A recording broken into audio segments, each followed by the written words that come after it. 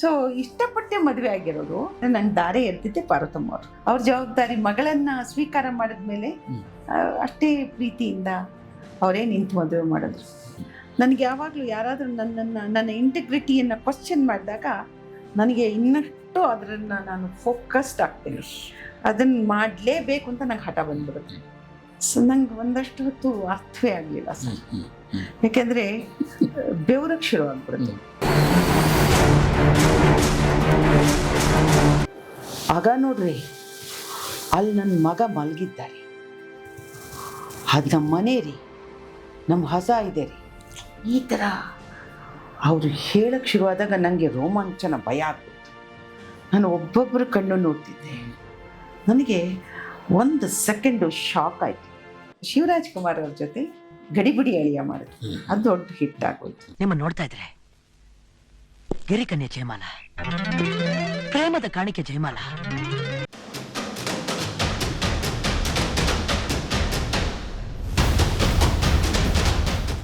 ಈಗ ರಾಮಚಂದ್ರ ನಮ್ಮ ಗೆಳೆಯರಪ್ಪ ಅವರ ಬಗ್ಗೆ ಅದು ಹೇಗೆ ಆಯಿತು ಮಾತಾಡ್ಬೋದಾ? ಮಾತಾಡಿ ಸರ್. ರಾಮಚಂದ್ರ ಅವ್ರ ಜೊತೆ ಮದುವೆ ಹೇಗಾಯ್ತು ಅಂತಂದ್ರೆ, ಲವ್ ಮ್ಯಾರೇಜ್ ಸರ್ ಅದು ಲವ್ ಅಲ್ಲ ಸರ್, ಅದು arrange marriage. It is arrange marriage. Okay. ಅದು ಅಂದ್ರೆ ಒಬ್ಬ ಮನುಷ್ಯನ ಇಷ್ಟಪಟ್ಟರೆ ತಾನೇ ಮದುವೆ ಆಗೋದು. ಹೌದು, ಮತ್ತೆ ಸೊ ಇಷ್ಟಪಟ್ಟೆ ಮದುವೆ ಆಗಿರೋದು.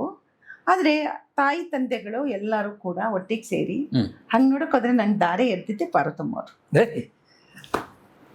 ಎಸ್, ಮೈಸೂರಿನಲ್ಲಿ ನನಗೆ ನಾನು ಫಸ್ಟು ಬಂದು ನನಗೊಂದು ಆಫರ್ ಮದುವೆ ಆಗಕ್ಕೆ ಅಂತ ಕೇಳಿದಾಗ ನಾನು ಫಸ್ಟ್ ಹೋಗಿ ಪಾರ್ವತಮ್ಮ ಅವ್ರಿಗೆ ಹೇಳ್ತೀನಿ.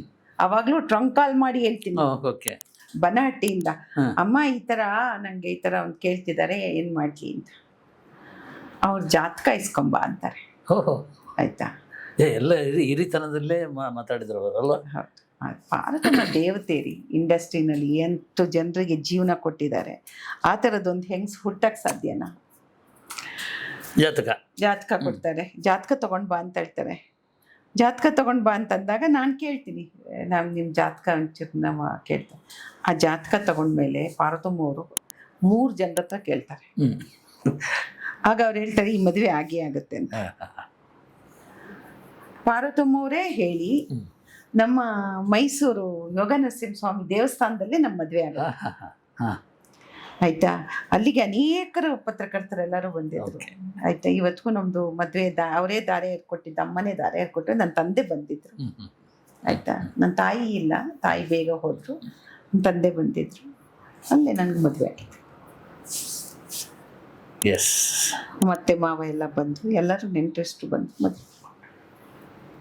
ಸೊ ಅದರಿಂದ ಅದು ಶಾಸ್ತ್ರೋಕ್ತವಾಗಿ ಆದ ಮದುವೆ. ಐಶ್ವರ್ಯನ ತನ್ನ ಸ್ವಂತ ಮಗಳಾಗಿ ನೋಡಿದ್ರು ಅಲ್ವಾ? ಅಫ್ಕೋರ್ಸ್. 7 ವರ್ಷ ಅವಳಿಗೆ, ಮತ್ತೇನೆ ಅವರೇ ದತ್ತ ತಗೊಂಡಿದ್ದಾರೆ. ಸೊ ಎಲ್ಲ ಪ್ರೀತಿ ಕೊಟ್ಟಿದ್ದಾರೆ ತಂದೆಯಾಗಿ ನಿಂತು ಮದುವೆ ಮಾಡಿ ಅವ್ರ ಜವಾಬ್ದಾರಿ ಮಗಳನ್ನ ಸ್ವೀಕಾರ ಮಾಡಿದ್ಮೇಲೆ ಅಷ್ಟೇ ಪ್ರೀತಿಯಿಂದ ಅವರೇ ನಿಂತು ಮದುವೆ ಮಾಡಿದ್ರು. ಚೇಂಬರ್ ನಂತರ ನಾನು ನಿಮ್ಗೆ 1-2-3 ವಿಚಾರ ಹೇಳ್ತೀನಿ, ನಾನೇ ಹೇಳ್ಕೊತೀನಿ. ನನ್ನ ಮದುವೆ ಆದಾಗ ನಾನು 96-97ಕ್ಕೆ MA ಮಾಡ್ತೀನಿ.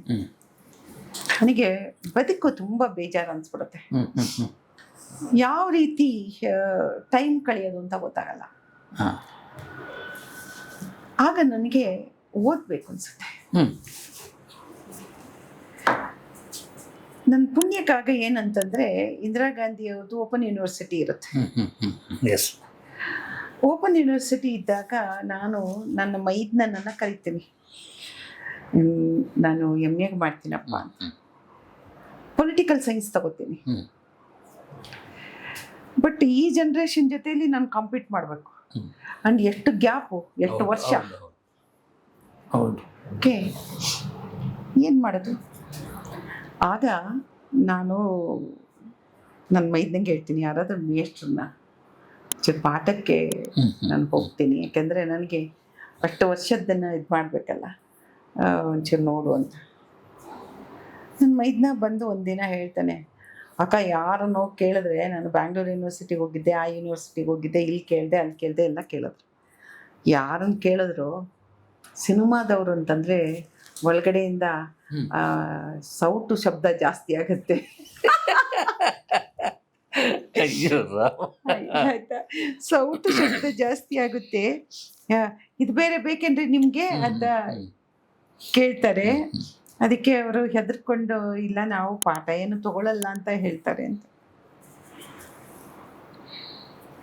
ಓಕೆ, ಅದು ಸ್ವಲ್ಪ ನನಗೆ ಯಾವಾಗಲೂ ಯಾರಾದರೂ ನನ್ನ ಇಂಟಿಗ್ರಿಟಿಯನ್ನು ಕ್ವಶನ್ ಮಾಡಿದಾಗ ನನಗೆ ಇನ್ನಷ್ಟು ಅದನ್ನು ನಾನು ಫೋಕಸ್ಡ್ ಆಗ್ತೇನೆ.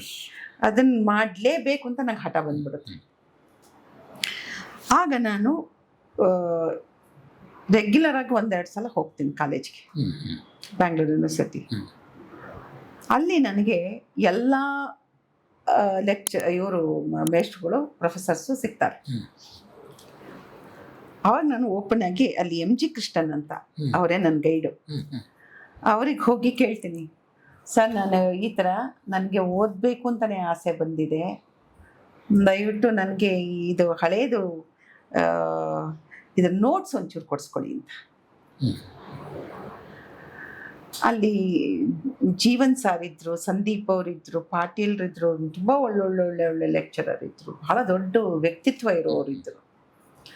ಅವರೆಲ್ಲ ನಂಗೆ ತುಂಬ ನಿಜವಾಗ್ಲೂ ನಮಗೆ ಬೇಕಾಗಿದ್ದು ಏನು ಹೇಳಿ, ನೋಟ್ಸ್ ಅಷ್ಟೇ. ಹೇಗೆ ಅದನ್ನು ಎಂತೆಂಥ ಪ್ರಶ್ನೆಗಳು ಬಂದಿತ್ತು ಹೇಗೆ ಅಂತ ಹೇಳ್ಬಿಟ್ಟು ಪ್ರಿಪೇರ್ ಆಗೋಕ್ಕೋಸ್ಕರ ಬೇಕಿತ್ತು. ನಾನು ಫಸ್ಟ್ ಇಯರ್ ಎಕ್ಸಾಮ್ಗೆ ಹೋದೆ ಸರ್. ನಂದು ಆ ಎಕ್ಸಾಮ್ದು ಒಂದು ಗಳಿಗೆ ನನಗೆ ಈಗಲೂ ನೆನಪಿದೆ. ಸಂದೀಪ್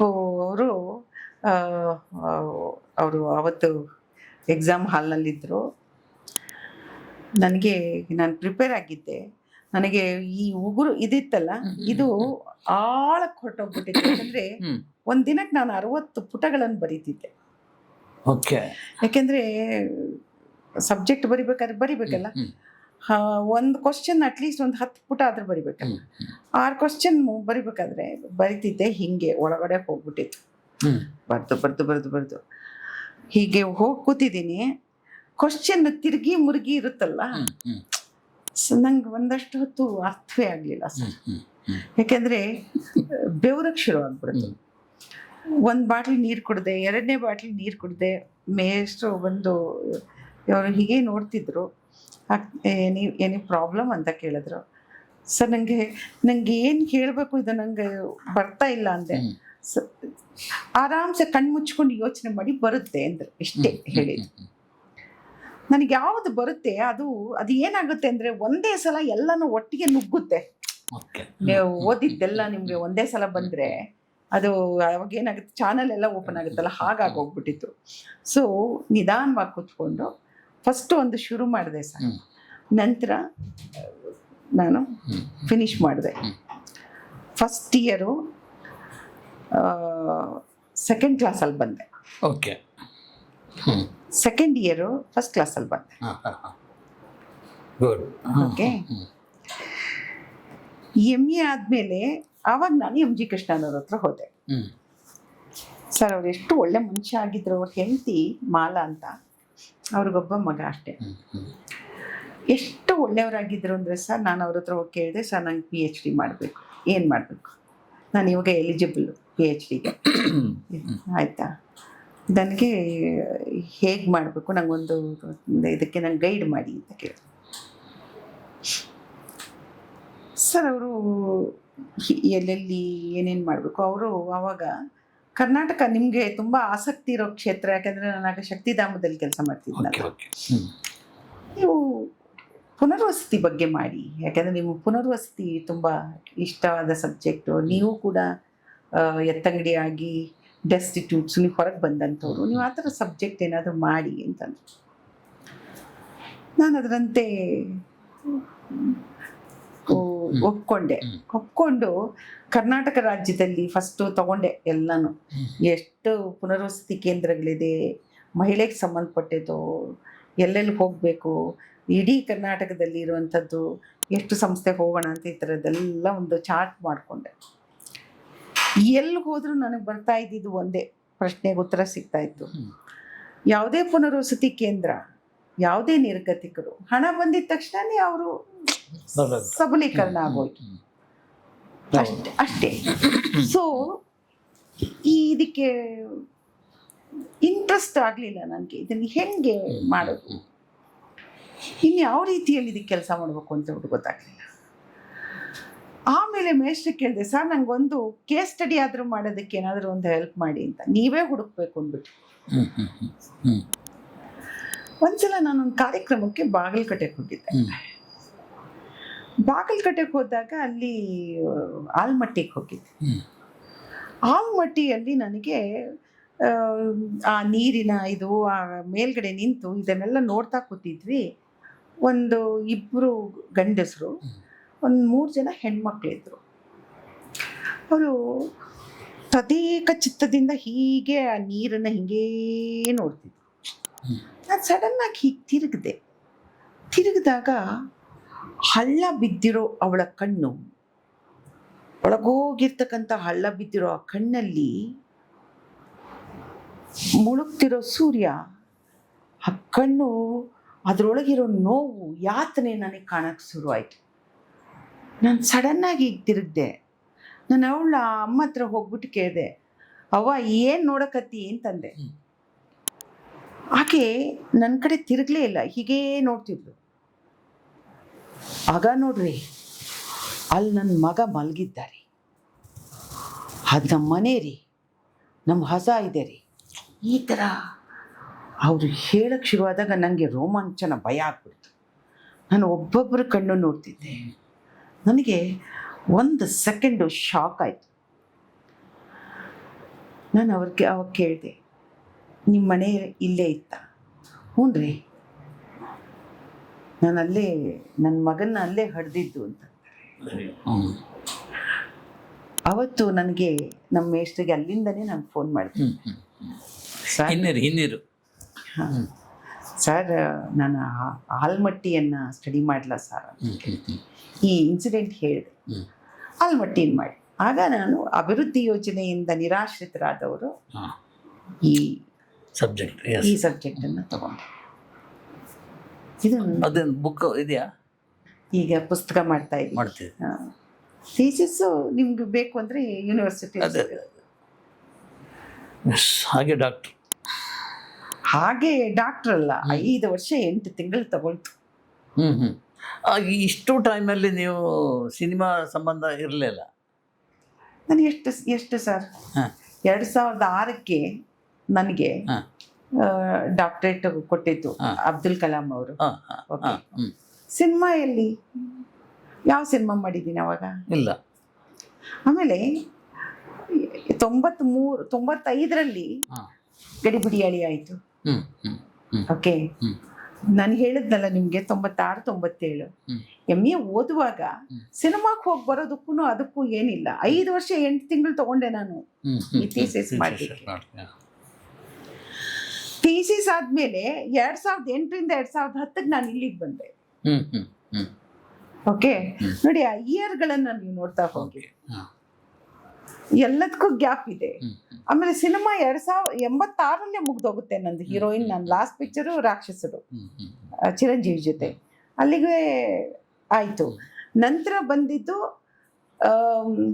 ನನ್ನನ್ನು ವಾಪಸ್ ಕರ್ಕೊಂಡು ಬಂದಿದ್ದು ಗಂಗಮ್ಮಯಿ, ಅನಂತನಾಗ್ ಅವ್ರ ಜೊತೆಯಲ್ಲಿ ನಮ್ಮ KSL ಸ್ವಾಮಿ ಅವ್ರದ್ದು ಮೊಕಾಶಿದು.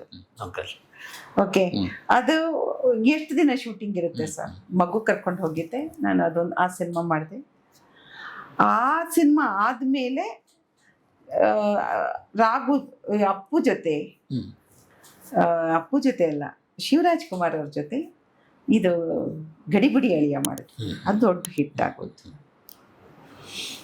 ಅದಾದ್ಮೇಲೆ ಗಡಿಬಿಡಿ ಅಳಿಯ ಮಾಡಿದ್ವಿ.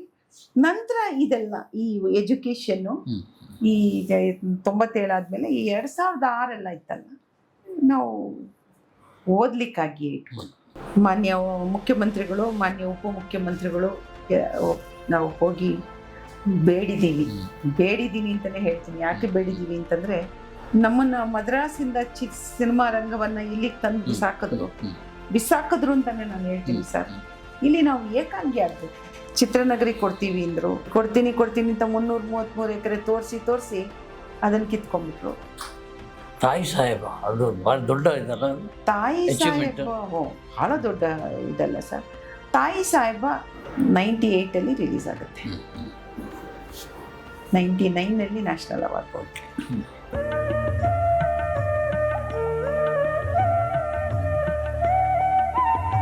ಸರ್ ನನ್ನನ್ನು ಬಲವಂತವಾಗಿ ನಿಲ್ಸಿದ್ರು. ಈ ಕುಟ್ಟಿಯವರು ರಮೇಶ್ ಅವರು ಬಂದು ನಿಂತ್ಕೊಳ್ಳಿ ಅಮ್ಮ ಅಂತ ಹೇಳಿದ್ರು. ನಾನು ಎಕ್ಸಿಕ್ಯೂಟಿವ್ ಕಮಿಟಿಗೆ ಬಂದೆ. ನಾನು ಬಂದು ಕೈನೂ ಮುಗ್ದಿಲ್ಲ ಸರ್, ಚುನಾವಣೆ ಓಟೇ ಕೇಳಲಿಲ್ಲ.